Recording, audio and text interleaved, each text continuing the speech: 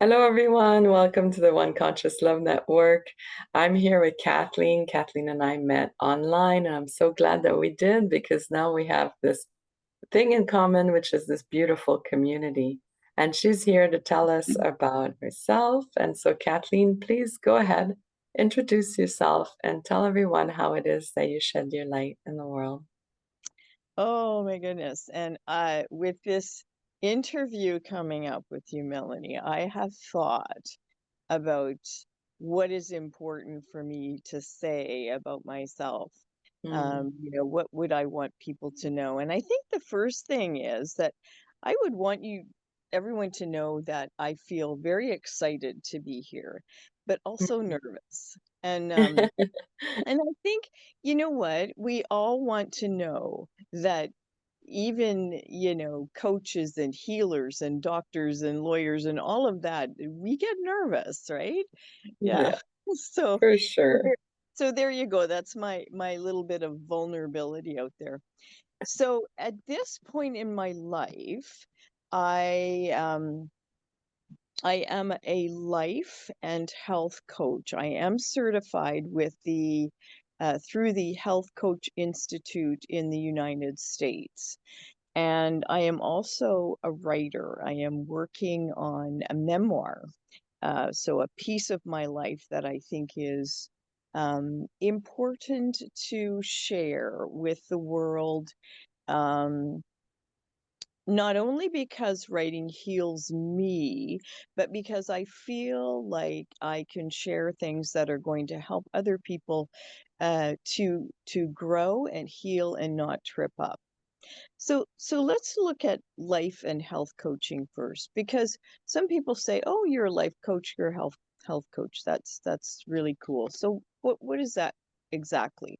Well, there's kind of three levels to life and health coaching, seriously, life and health coaching are the same. Health is life, Mm. life is health, right? They blend together. So, um, there are three levels, and one is behavior.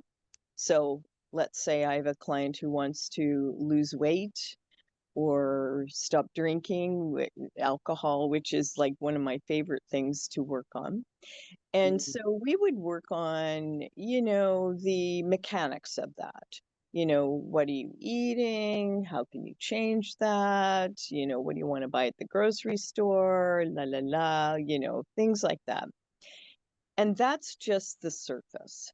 That's like, it's just the surface. Um, and changing those behaviors is okay, but it doesn't last. And so it's important to look at beliefs. What do I believe about myself? What do so the client, what does the client believe about themselves? What do they believe about food? What do they believe about the relationship between food and themselves, about their deservingness to be fully giving themselves nutrition. Um, what's the big deal about losing weight? What's the fear about losing weight? I had a client many years ago who wanted to lose weight because he wanted to have a relationship. He was lonely in life. And he would go out and he would buy vegetables and put them in his refrigerator, and he wouldn't eat them. He had Mhm. intentions, but whatever. And at that point in my life, I didn't really, this was many years ago, and I didn't really understand about beliefs and underlying Mhm. things so much, right? It takes practice. And Mhm. and so when I look back on his life, he really was stopped from losing weight because he was terribly afraid of having a relationship. So it wasn't really even about the weight loss. It was about if he could allow himself not to be afraid to have a relationship, he'd be able to allow himself to lose weight. So Mhm. we look at behaviors, we look at beliefs, and then we go deeper in coaching and we look at identity. Who am I? Because at the beginning of coaching,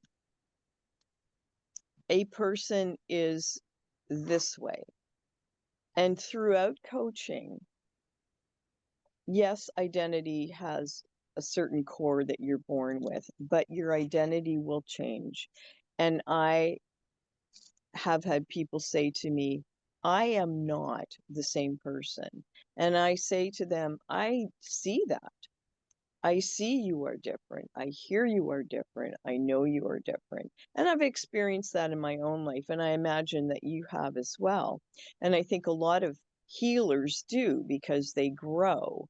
I'm not the same person I was when I was 17. But also in overcoming things in my life like grief or um, I had a dependence on alcohol, and that's why Mm-hmm. that's why I'm so passionate about it. Growing through that, I am Mm-hmm. not the same person. And so for coaching to be um, effective and life-changing, we look at behavior, beliefs about the self, the world, other people, and we look at identity in a very soft and pleasant way. We're not grinding out. I'm not, I'm not digging. I'm not, my role is to ask questions. What does that mean? What does that mean for you? How is that for you? That is my role as a coach. Um, and it's magic. It really is. Um, it is wonderful to experience a session as a coach because I grow from that every time, and I see my clients grow. And um, and I'll also add that in a coaching session, I am not the leader. I may be the question asker, but where we go in the session has to do with where the client needs to go. I might review notes, or I always review notes before a session to see where we were the last week. And I might go in thinking, oh, okay, she's going to pick up on this. Mm-hmm. But that might not be the case at all. So what does the client really need to talk about this week? What is right on top? What's going well? What's on top? What's, Right. you know, and that's how I find things to be very effective, is that we deal with what's on top for the client and move through that. So Mm-hmm. I am blessed. I am thrilled. Um, yeah, I just feel very passionate about Yeah. talking to people about where they are in life and where they want to go. Mm-hmm. And those beliefs and patterns, they're subconscious, right? So the people watching, they may not really be aware that even have those things that are inhibiting them from reaching their goals. That's a very good point, is that we do typically uh, um, repeat behaviors and patterns until we learn. So, I love what Oprah says. What is this here to teach me? We keep asking, well, what is this here to teach? Well, it's been here before, so it might be teaching you something different, or it might be teaching you something the same. So, Mm-hmm. and I'll add to that too, is that I'm a, a very voracious reader. I'm not a fast reader, but I read a lot. I do a lot of research. Mm-hmm. And so because I do a variety of reading, I'm able to come up with questions that clients probably have never been asked. Um, Mm-hmm. or an idea. I'll throw out ideas. It's okay for me to do that. Say, well, this is something that Richard Rohr is a Franciscan priest, and I love his writing. Um, so, I might throw out something that he said, and I'll say, does this ring true for you? Does this Mm-hmm. does this have any meaning for you? So that's one of my rules as well, not only to ask questions, but to throw out some ideas. That's beautiful. I love that. Yes. Thank Do you. you want to tell us more about your book that you're going to be writing? Oh, so here's an interesting thing. So when I first decided, well, I was 11 when I thought I wanted to write a book, but I had no idea what I was Nice. writing about. I just thought, yeah, someday I'll write a book, right? So when I went to university, I did study English, Mm-hmm. as well as psychology. Um, and so I not going to throw in all the details, but when I started on my journey of wanting to rid my life of alcohol, Mm-hmm. um, it's not like I was an everyday drinker or anything like that, but I would use it to uh, deal with feelings that I didn't want to have to sit with, or Right. just my head spinning with, I gotta do, right? So a Mm-hmm. lot of that had to do with stress and running away, and maybe even not facing who I was, or feeling like life was too big for me to handle. So, alcohol appears to be a quick fix. Right. You have a drink or five or whatever, and all of a sudden you're not thinking about anything. But then the problems come back fast and furiously and more. So, anyways, when I just decided to go on my journey, I looked for different kinds of therapy or coaching or whatever. And I ended up with a coach who specialized in uh, breaking our pattern with alcohol. So that was great and fortunate and incredible. And so I worked with her for I don't know, 8 months, let's say.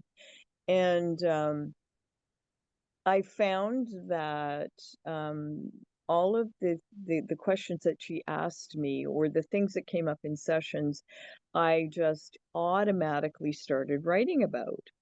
And Mm-hmm. I thought, oh, this writing is fun. I'm back on track again, because I hadn't written in like 17 years. I did Mm-hmm. write. I was published in magazines and stuff like that, but then I just stopped for some, yeah, for I just stopped. Right. So I had that no writing hiatus. So I went back to writing, and I thought, this would be a good book. Mm-hmm. So I found a publisher, and and I thought, well, all of these documents that I've written will just fit into a book like nicely. And at this point, I'm looking at all of this stuff, and I'm saying, a book that's step by step on how to rid your life of alcohol is commonplace. And that's not the kind of book I want to write. Mm-hmm. So, yeah, so now my memoir is more a reflection on, yes, the steps that I took and the things that I did, because I did a lot of like shadow work, and looking at my beliefs and my identity and all of that. But it's more, I think my memoir now is more of a commentary. It's more of a higher order kind of uh, becoming more of a spiritual person, looking at the effect that my behavior had on everyone else in my circle, and that um, So the memoir's taking on kind of a different track. And we'll just have to see how it pans out because I'm not sure. Oh, it sounds beautiful. And like you said, I think people will connect with it in a deeper way because it is your experience. It's not like a step-by-step guide. It's that, but it's also that connection into the story and the emotions and experiences that you had, because then the readers can really connect through that, right? I think that's Yes, the beautiful. story. Yes, I think story is where people connect. I can talk about um yeah, just the whole impact. And I think many, and I work with women. I don't have, I had one male client at one point, and and in the past I had male clients as well, but I don't connect with them as well. So I really feel they're better off going to somebody else. So I think with women that there may be a lot of hidden issues um, about, maybe addictions, body image for sure. It's not really all that hidden, but it's a big deal. It's a big deal. Um, yeah, a lot of things that I think women can connect to that they really do really want to talk about. They really want to talk about how um, how we might suffer as mothers, feeling guilty about things or not good enough or all of that kind of stuff. So, I really want to give people an avenue um, to be open, to be vulnerable, to say, hey, you are not alone. Right. And shedding that weight and finding a new freedom through your process, right? I think that's beautiful. That's beautiful work. I'm sure that your clients feel so relieved after the sessions as well. Yes, Yeah, that's amazing. we One end on question, a happy note. yes, that's good, right? That's what we want. One question I always ask everyone is, what is one conscious love to you? What resonates with you when you hear that? Wow. So I've thought a lot about that too. And I know that you had asked some people about what is the difference between unconscious love and conscious love. And so I kind of want to address that a little bit because they're connected. Love is good, unconscious or conscious. And Mhm, let me say that I see unconscious love as this connection that I have with you, that you have with others, that I have with people all over the world, and that I don't even know. It's mhm, this, it could be a web, it could be a ripple effect, but it's like the butterfly wings in Mexico causing a storm in Canada. mhm, So I think when we have a tragedy in the world like 9/11, we have all of this unconscious love in Manhattan. All of these people are connected and they have no idea. But then the Twin Towers are bombed, and all of a sudden, people come together and they're helping each other and mhm, they're supporting each other. And that unconscious love and connection comes to consciousness. And mhm, we are brothers and we are sisters and we are connected. So, whatever happens in the United States affects me, you know. mhm, What happens in the Ukraine, what happens in Russia, all of this affects me. And then I'm affected by things that are happening on my street. mhm, So when I am going out for a walk and I say hello to somebody, it changes them. Mm-hmm. Changes them. I mean, we know, their serotonin level goes up, mine goes up. Anybody seeing that exchange, their serotonin level goes up. They go home, they pet their dog, they talk nice to their wife or their husband, or they take their kids out for ice cream, so there's that beautiful ripple effect. Mm-hmm. And so whether I'm doing a good thing or a negative thing, there's that effect. And so that's what my impression of unconscious love. So when I look at conscious love, I think there is sometimes it's an automatic behavior. So when I see somebody in trouble, or or one of my daughters needs me, then I'm right there, I'm practicing. And there's more levels to it as well. Mm-hmm. So let's say somebody does something really bad to me. Um, like they steal my car. Mm-hmm. And well, that's actually wouldn't care.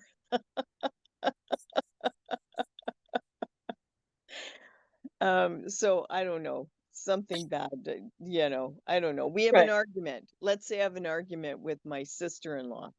And so my my role with conscious love is to practice forgiveness, to understand where she might be coming from. And Mm-hmm. believe me, I am 66 now, so I've had plenty of opportunity to forgive people in my life. Mm-hmm. My father, my sister-in-law, my husband, over and over again, believe me.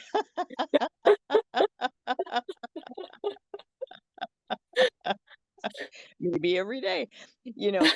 Yeah, and so it takes conscious, eh, effort because it's important, Mm-hmm.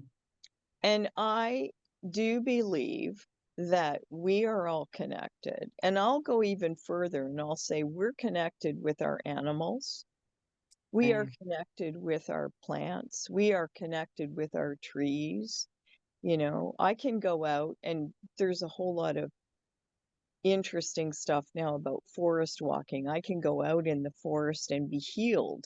I can go out in the forest with other people and be healed. So this unconscious love, this conscious love, it's all blending together. Mm-hmm. Um, Conscious love we might not be aware of, but it's there and we're affecting each other, and it pops up.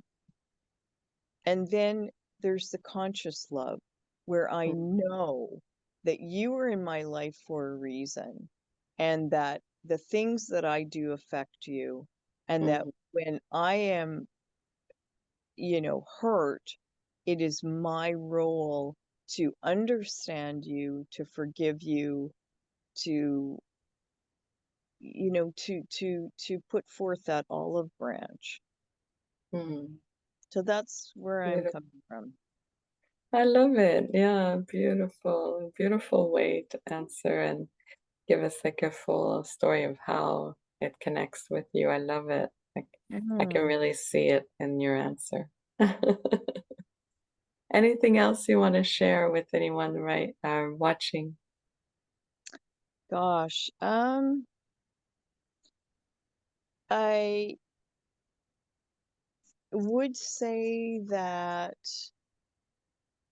one of the important things in my life is hope.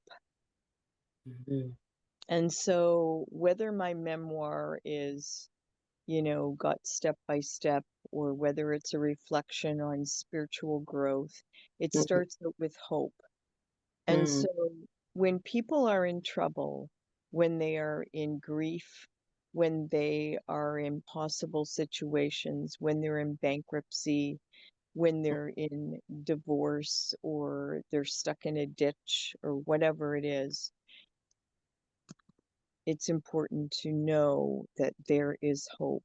You Mm, might not be able to see it, but there is hope. People have gotten out of bankruptcy, they've gotten through divorce, they've gotten through grief, terrible grief.